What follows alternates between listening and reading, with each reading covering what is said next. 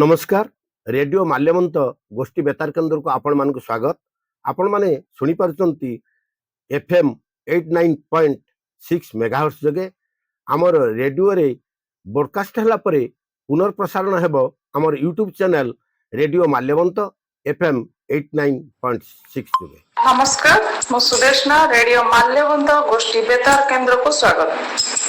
जिलार तृणमूल स्तर में सरकारी योजना गुड़िकर सठिक कार्य करने एवं ग्रामीण चाषी सामाजिक अर्थनैतिक विकास को त्वरान्वित करने लक्ष्य मालकानगिरी जिलापाल प्रथमेश अरविंद राजश्री कोरकुंडा ब्लॉक गस्त कर प्रशासनिक स्वच्छता और क्षेत्र स्तरीय अनुध्यान क्रम मालकानगिरी मत्स्य और प्राणी संपद विकास विभाग अधीन चली विभिन्न सरकारी हिताधिकारी भित्तिक विकासमूलक प्रकल्पर अग्रगति नहीं एक उच्च स्तरीय समीक्षा करिसेंती।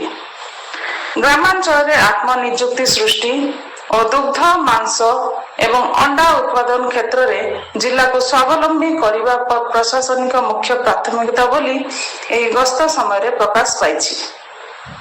परिदर्शन समय प्रशासनिक अधिकारी मानक उपस्थित जिलापाल कोरकुंडा और यार आखपाख अंचल में कार्यकारी होउथवा बहुमुखी प्राणी संपद योजना गुड़िकर भौतिक स्थिति जांच करथिले।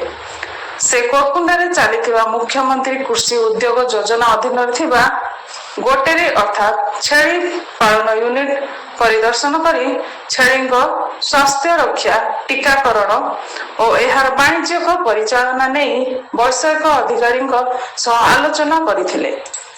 एहा सहित स्थानीय बजार में मांस और अंडा चाहिदा पूरण करने सह नियुक्ति सुजोग सृष्टि कार्य करुवा बॉयलर फार्म एवं हाचेरी यूनिट क्षमता एवं आधुनिकीकरण उपरे गुरुत्व दिया जाइथिला।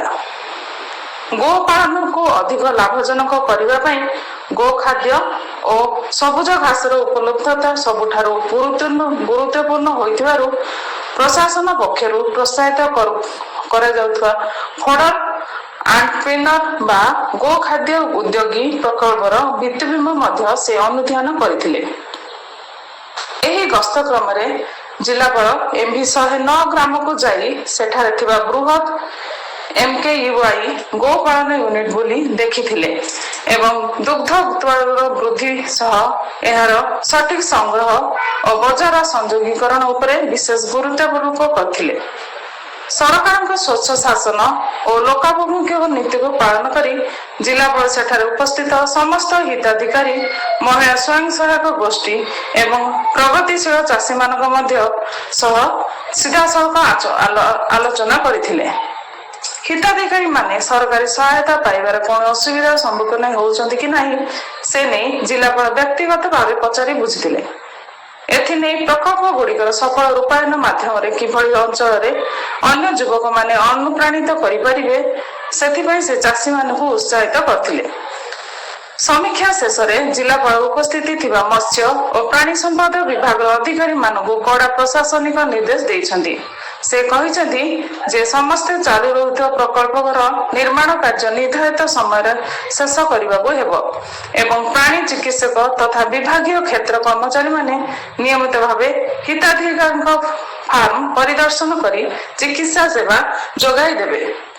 सरकारी योजनार सब्सिडी और अन्य आर्थिक प्रोत्साहन जेपरि हिताधिकारी पाखरे बिना विलंब पहुंचबो ताहा निश्चित करिया को प्रशासन पक्षरु सृष्टि करा जायछि। एही समीक्षा गस्त समय कोरकुंडा ब्लॉक बीडीओ मत्स्य और प्राणी संपद विभाग मुख्य जिला प्राणी चिकित्सा अधिकारी स्थानीय जनप्रतिनिधि एवं अन्य विभाग अधिकारी माने उपस्थित थिले।